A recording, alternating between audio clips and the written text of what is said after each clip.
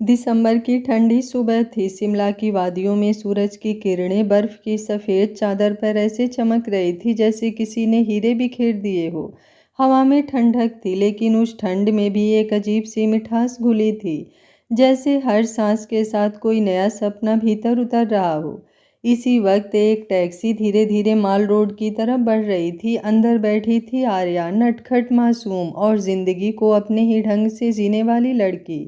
उसके चेहरे पर हमेशा मुस्कान रहती थी, जैसे दुनिया की कोई भी मुश्किल उस पर असर नहीं कर सकती। वो खिड़की से बाहर झांकते हुए बर्फ के फाहों को अपनी हथेलियों में पकड़ने की कोशिश कर रही थी, और हर बार जब कोई फाहा हाथों पर गिरकर पिघल जाता तो वो हंस पड़ती। अरे, फिर भाग गया। टैक्सी ड्राइवर ने रियर मिरर से उसकी तरफ देखा और मुस्कुरा दिया। पहली बार आई हो शिमला? उसने पूछा। आर्या ने सिर हिलाया। हाँ, पहली बार, पर लगता है जैसे ये जगह पहले भी देखी है, सपनों में शायद। उसकी आंखों में चमक थी, उन आंखों में उम्मीदें थी, अपने लिए, अपने आने वाले कल के लिए। आर्या दिल्ली की एक मार्केटिंग कंपनी में काम करती थी, मेहनती थी लेकिन ज़्यादा महत्वाकांक्षी नहीं। बस इतना चाहती थी कि उसका काम उसे पहचान दे और उसके भीतर का बचपना जिंदा रहे। इस बार उसे कंपनी की ओर से शिमला भेजा गया था, वहाँ एक नई होटल चेन के प्रेजेंटेशन के लिए। लेकिन उसने सोचा, काम तो 2 घंटे का है, बाकी का वक्त तो मेरा है। इसी सोच के साथ उसने अपने सूटकेस में फाइलों के साथ ऊनी टोपी, कैमरा और अपनी पसंदीदा गुलाबी स्वेटर रखी थी। होटल पहुंचकर उसने गहरी सांस ली। कमरे की खिड़की खोली तो सामने बर्फ से ढका देवदार का जंगल था। हवा में ऐसी ताजगी थी कि वो खुद को रोक ना सकी। उसने बैग से फ़ोन निकाला, कैमरा ऑन किया और खुद ही बोली, देखो आर्या, ये है तुम्हारे सपनों की जगह। उसने कुछ तस्वीरें खींची और फिर अपनी डायरी में लिखा, अगर खुशी का कोई चेहरा होता तो वो शायद शिमला की इस सुबह जैसा होता। दोपहर तक वो अपने प्रेजेंटेशन के लिए तैयार हो गई। मफलर, कोट और आत्मविश्वास तीनों पहने हुए वो होटल के कॉन्फ्रेंस हॉल की ओर बढ़ी। वहाँ उसके साथ कंपनी के 2 और लोग थे, लेकिन आर्या का अंदाज सबसे अलग था, सहज, सजीव और सच्चा। प्रोजेक्टर पर स्लाइड्स चल रही थी, लेकिन सबकी नज़रें उस पर थी। उसकी बातों में वो गर्मजोशी थी जो ठंड में भी किसी को सुकून दे दे। जब उसने अंतिम लाइन कही, ब्रांड ने यह सांस बेचा जाता है, तो तालियों की गूंज से हाल भर गया। आर्या ने मुस्कुराकर सबका धन्यवाद किया और मन ही मन बोली, थैंक यू गॉड, आज भी मेरे शब्दों को किसी को छुआ। प्रेजेंटेशन खत्म होने के बाद उसके पास कई लोग आए, तारीफ की, कॉफ़ी ऑफर की, लेकिन आर्या को जल्दी थी। वो बाहर जाना चाहती थी, अपने सपनों के शहर बर्फ में घूमना चाहती थी। उसने अपने कोट के बटन बंद किए, कैप पहनी और होटल से बाहर निकल आई। माल रोड पर टहलते हुए उसने गुब्बारे बेचने वाले बच्चे से गुब्बारा खरीदा, फिर पॉस के स्टॉल से भुट्टा लिया और धीरे धीरे खाने लगी। वो हर उस चीज़ में खुशी ढूंढ लेती थी जिसे लोग आम समझते थे। कुछ कदम दूर बच्चों का झुंड बर्फ के गोले बना रहा था। आर्या भी वहां चली गई। मुझे भी खेलने दो, उसने हंसते हुए कहा, और अगले ही पल एक बर्फ का गोला उसके गाल पर लगा। वो चिल्लाई, अरे अब तो बदला लूंगी। और फिर शुरू हुई बर्फ की लड़ाई। उसकी हंसी हवा में गूंज रही थी। शाम ढलने लगी थी, लेकिन आर्या का मन अब भी भरा नहीं था। उसने टैक्सी ली और बोली, ऊपरी जंगल रोड चलो, वहां से सूरज ढलता अच्छा दिखता है। ड्राइवर ने पहले मना किया, मैडम मौसम खराब हो सकता है, पर आर्या की जिद के आगे किसकी चली है।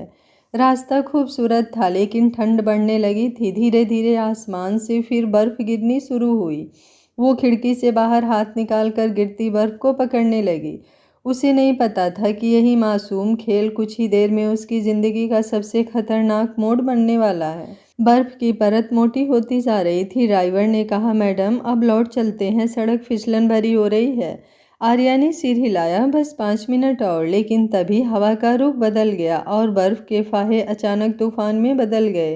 विजिबिलिटी इतनी कम हो गई कि गाड़ी रुक गई। मैडम आगे नहीं जा सकते, ड्राइवर बोला।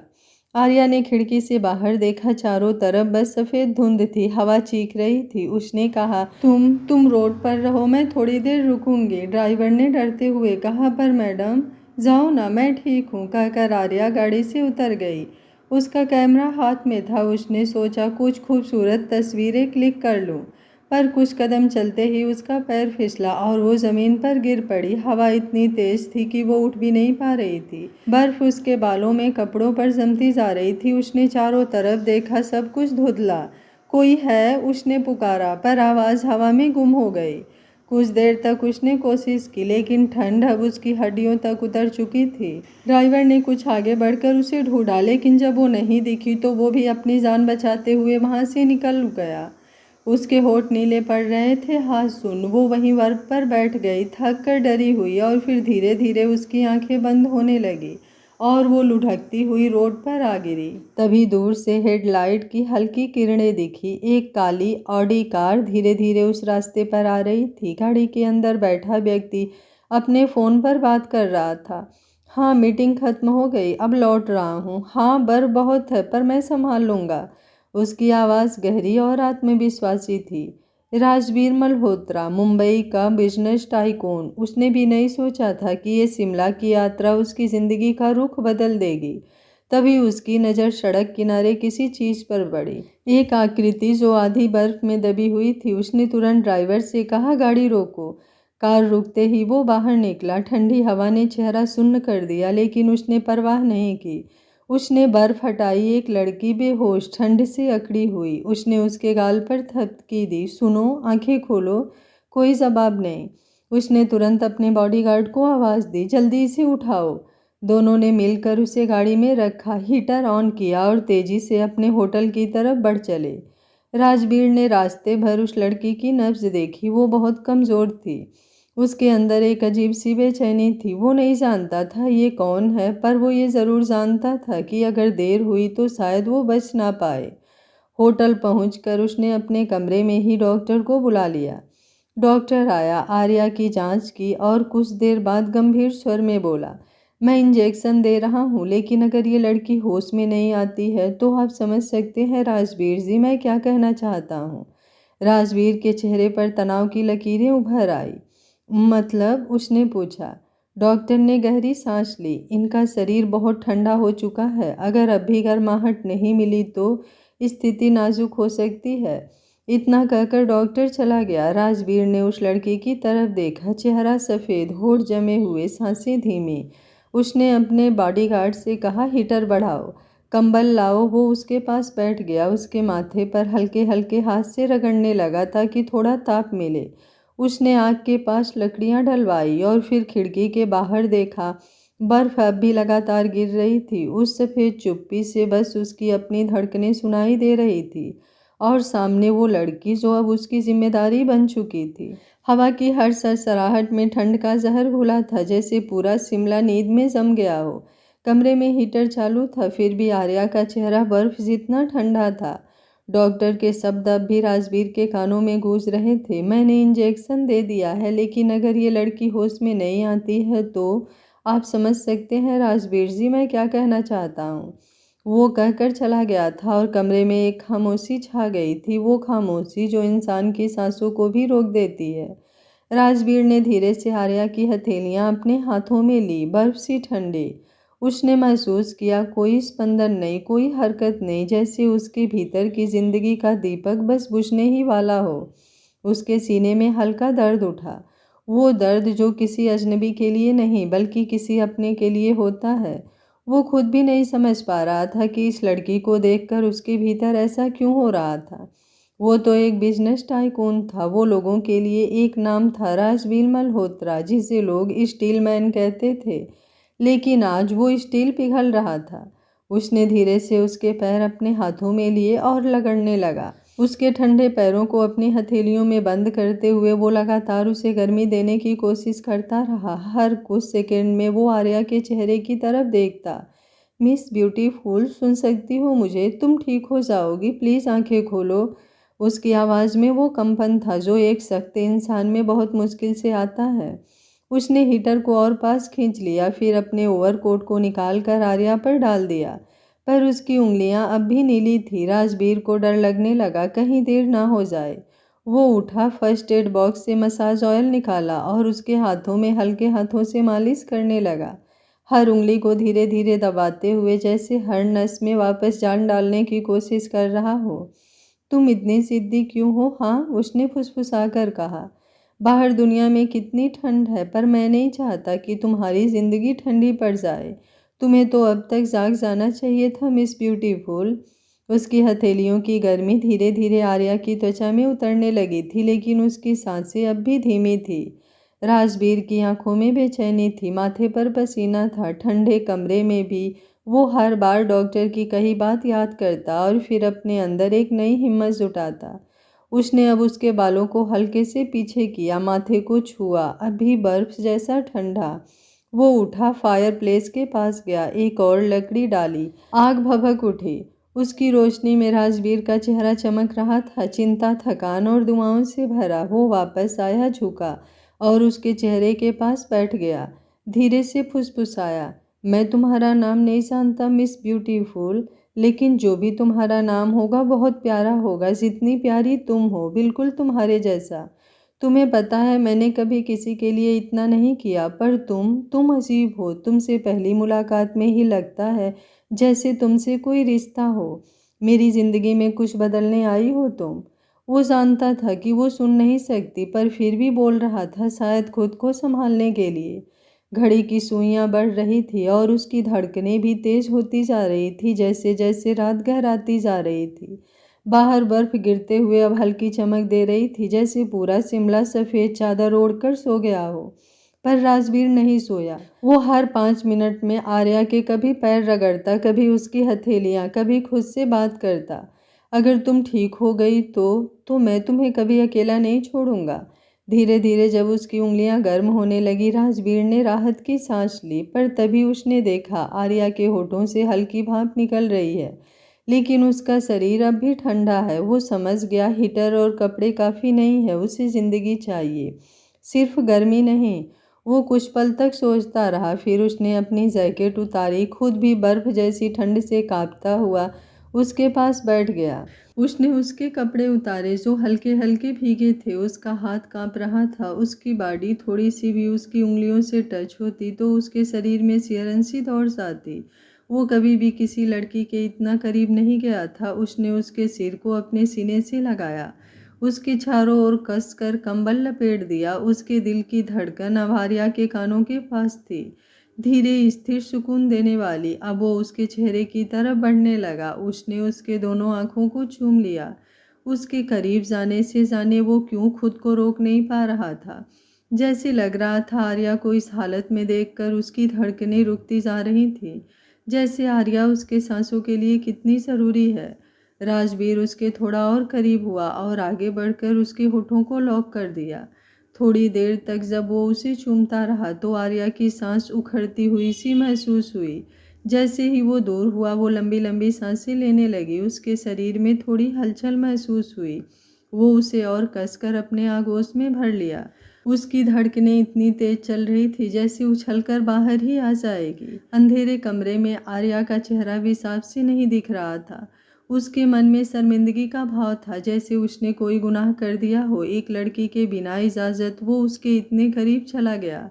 वो उसे देख रहा था, शायद उसकी धड़कनें आर्या तक पहुँचे, शायद वही उसे जिंदा रख सके। वक्त गुजरता गया। राजवीर ने उसकी पीठ पर अपना हाथ रखा, धीरे धीरे रगड़ता रहा ताकि खून का संचार हो सके। थोड़ी बहुत हलचल तो आर्या की बॉडी में हुई थी। वो ठंडी सांसें अब गर्म होती जा रही थी। कभी कभी आर्या की पलकें हल्की हिलती, फिर शांत हो जाती। उसकी आंखों से आंसू निकल पड़े, शायद दुआ बनकर। भगवान, अगर तुम सच में हो तो इसे बचा लो। इसने क्या बिगाड़ा है किसी का? कितनी मासूम सी है ये। उसकी आवाज़ धीमी थी पर विश्वास से भरी हुई। धीरे धीरे कई घंटों बाद आर्या का चेहरा हल्का गुलाबी होने लगा। राजवीर ने जब उसके गाल को छुआ तो उसे पहली बार गर्माहट महसूस हुई।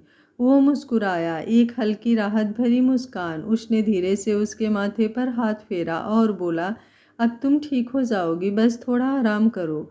वो वहीं उसके पास लेटा ही सो गया, उसकी हथेलियों को अपने हाथों में थामे हुए। उसके मन में एक सुकून था। उसने जो भी किया एक लड़की की ज़िंदगी बचाने के लिए किया। उसके लिए एक लड़की के साथ इंटीमेट होना ही नहीं, उसके इतना करीब होना ही बहुत बड़ी बात थी। वो अपने मन में एक फैसला ले चुका था। बाहर बर्फ रुक चुकी थी, सवेरा हो चुका था। जब आर्या ने धीरे से आंखें खोली तो पहली किरण खिड़की से अंदर झांक रही थी। वो कुछ पल तक छत को देखती रही, फिर उसे एहसास हुआ कि वो किसी अजनबी के कमरे में है, उसकी बाहों में। उसका सिर भारी था, शरीर में थोड़ी कमजोरी थी। उसने उठने की कोशिश की, कल रात की सारी बातें याद आने लगी। सामने देखा, उसके पास ही एक आदमी सोया था, थका हुआ पर सुकून में, और उसके चारों ओर वही ओवरकोट, कंबल और हीटर की गर्मी। उसकी नज़र जैसे ही अपने ऊपर गई वो ठिठक गई। उसने जल्दी से कंबल पकड़ा और अपने शरीर को ढक लिया। चेहरे पर डर, झिझक और गुस्सा एक साथ उमड़ आया। उसकी आंखों में आंसू भर आए। तभी राजवीर ने करवट ली। आर्या ने जल्दी से अपनी आंखें बंद कर ली। राजवीर उसे सोया हुआ देखकर बाथरूम में चला गया। उसे नहीं पता था कि आर्या उठ गई है। उसके वॉशरूम में जाने के बाद ही आर्या ने अपनी आंखें खोली, अपने कपड़े उठाए और कांपते हुए हाथों से पहनने लगी। जल्दी जल्दी कपड़े पहनकर दरवाजे की तरफ बढ़ गई। इस आदमी के निकलने से पहले मुझे यहाँ से जाना होगा, नहीं तो जाने वो क्या करेगा मेरे साथ। आर्या की आंखों में अब सिर्फ आंसू थे। कपड़े पहनकर वो तुरंत बाहर भाग गई। थोड़ी देर बाद राजवीर जैसे ही वॉशरूम से बाहर आया, सामने का नज़ारा देखकर वो कुछ पल के लिए जड़ हो गया। कमरा खाली था, बिस्तर बिखरा हुआ, कंबल आधा फर्श पर गिरा पड़ा था, खिड़की खुली थी और उस पर बर्फ की परत जमी हुई थी।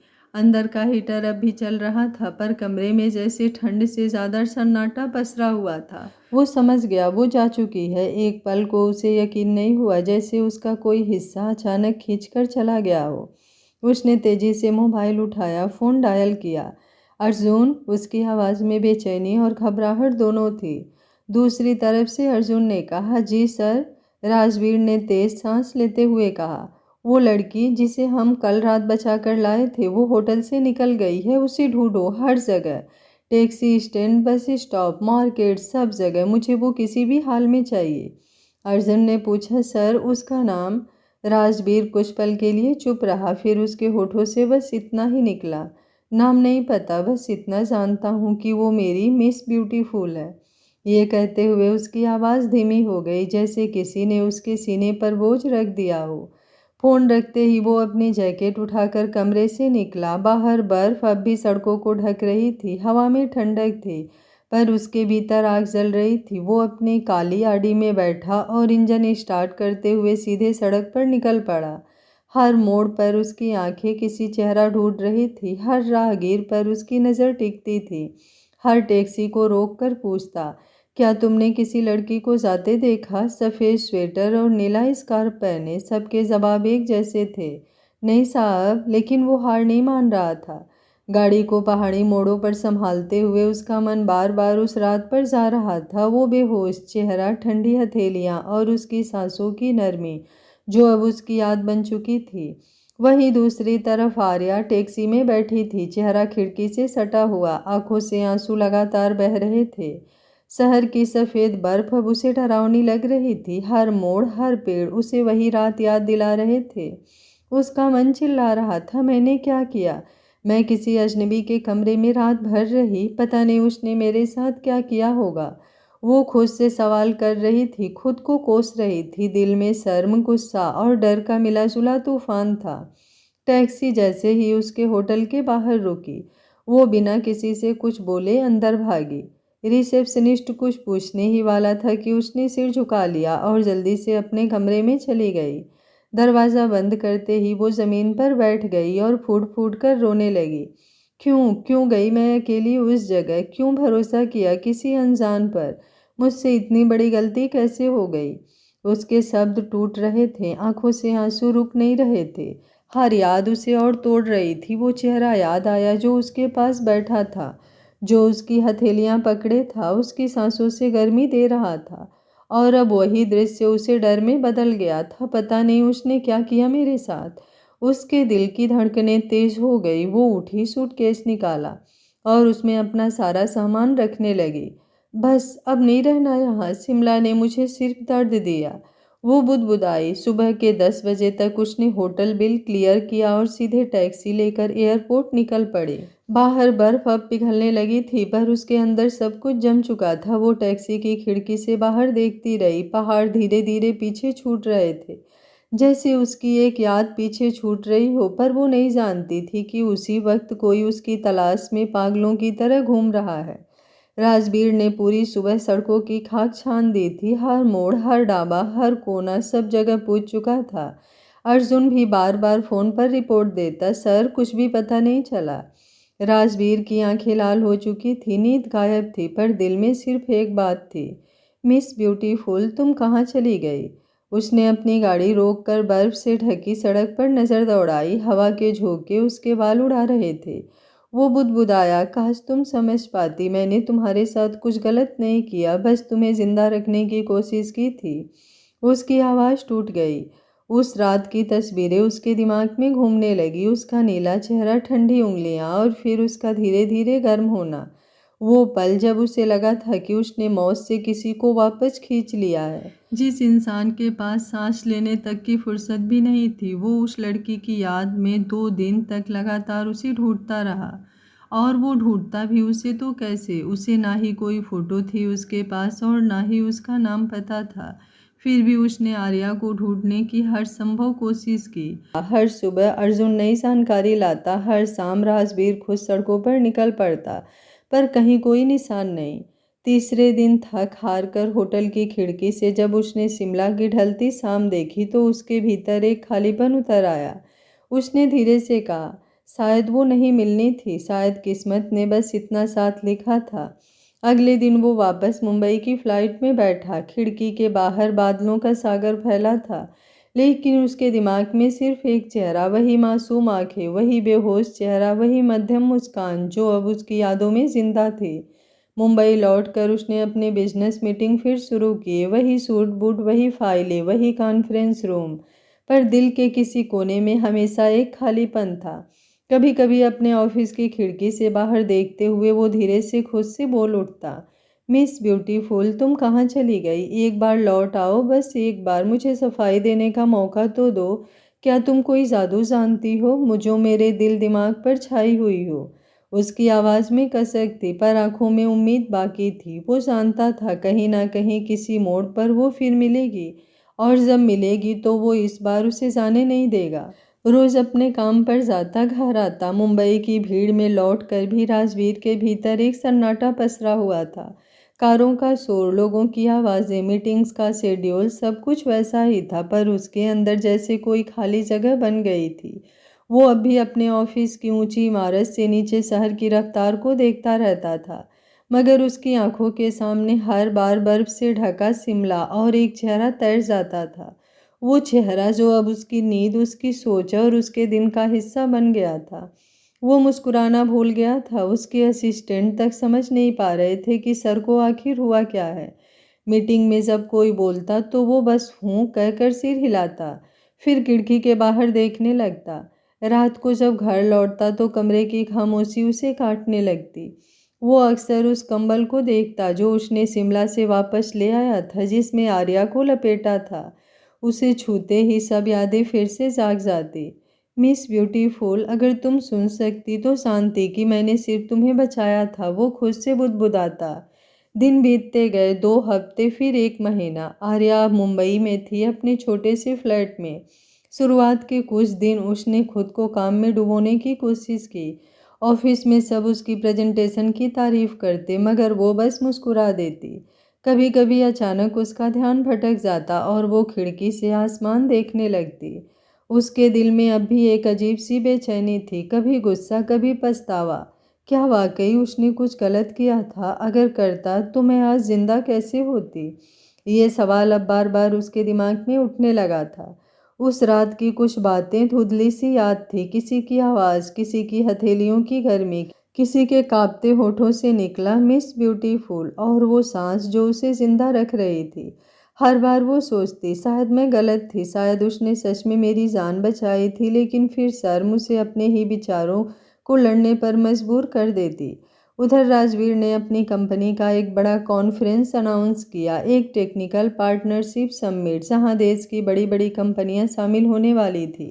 पर अंदर से उसे किसी बिजनेस की नहीं, बस एक उम्मीद थी, शायद वो लड़की, उसकी मिस ब्यूटीफुल, कहीं इसी शहर में हो और किसी मोड़ पर उसे फिर दिख जाए। कॉन्फ्रेंस का दिन आया। हाल में सैकड़ों लोग थे, मीडिया, कैमरे, रिपोर्ट्स और बड़ी हस्तियां। राजवीर स्टेज पर खड़ा अपने भाषण की तैयारी कर रहा था, तभी दरवाजे की तरफ से किसी के कदमों की आवाज़ आई। वो बस एक आम एंट्री थी, पर पता नहीं क्यों राजवीर का ध्यान उधर चला गया। उसने देखा एक लड़की सादे सलवार सूट में, फाइल पकड़े, आंखों में झिझक, लेकिन चेहरे पर वही मासूमियत। वो ठिठक गया। उसके हाथ से माइक्रोफोन लगभग गिर ही गया। मिस ब्यूटीफुल शब्द उसके होठों से बमुश्किल निकला, लेकिन माइक्रोफोन ऑन था और पूरी हॉल ने वो नाम सुना। सबकी नज़रें उधर गई।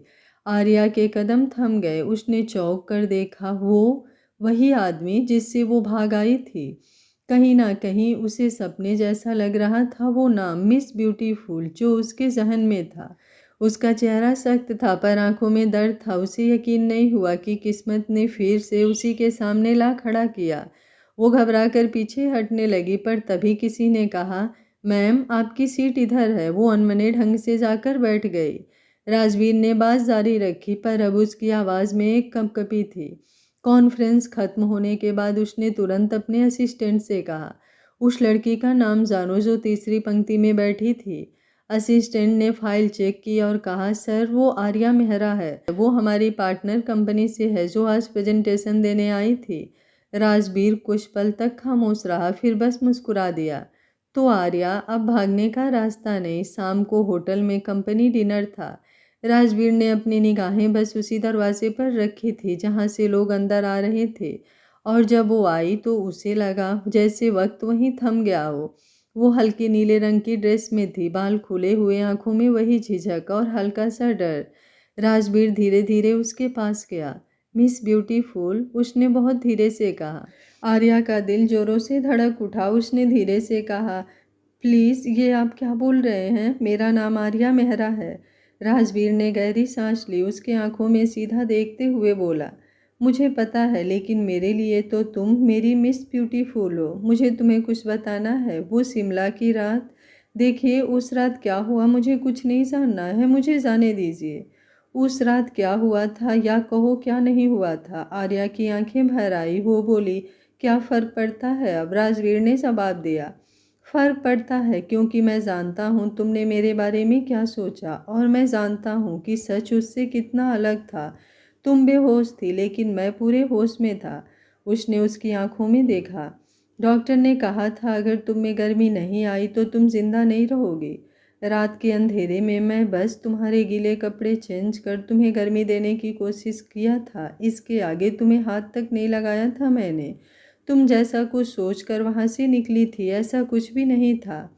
आर्या के होठ कँपकपाने लगे। उसके दिल से जैसे कोई बोझ उतरने लगा। वो कुछ कह ही नहीं पाई, बस आंसू उसके गालों से बहने लगे। राजवीर ने धीमे से कहा, उस रात मैंने खुद से एक वादा किया था, अगर तुम बच गई तो मैं तुम्हें कभी अकेला नहीं छोड़ूंगा। आज तुम्हें फिर देख रहा हूँ तो लगता है मेरी दुआ सुनी गई। आर्या ने उसे देखा। उसकी आंखों में झलक रही सच्चाई ने उसके भीतर की सारी गलतफहमी मिटा दी। वो बोली, आपने मुझे बचाया और मैं आपको गलत समझती रही। राजवीर मुस्कुराया। गलतफहमियां वक्त की बर्फ है आर्या, पिघल जाए तो बस साफ पानी छोड़ जाती है। आर्या की आंखों से एक और आंसू गिरा। उसने सिर झुका लिया। शायद मैं आपको थैंक यू भी नहीं कह पाई थी। राजवीर ने धीरे से कहा, अब कह दो दिल से, तो मैं मान लूँगा कि मेरी मिस ब्यूटीफुल वापस आ गए। उसके होठों पर हल्की मुस्कान आई जो लंबे वक्त के बाद आई थी। बाहर आसमान में हल्की बारिश शुरू हो चुकी थी। मेरे साथ एक कॉफ़ी पीने चलोगी?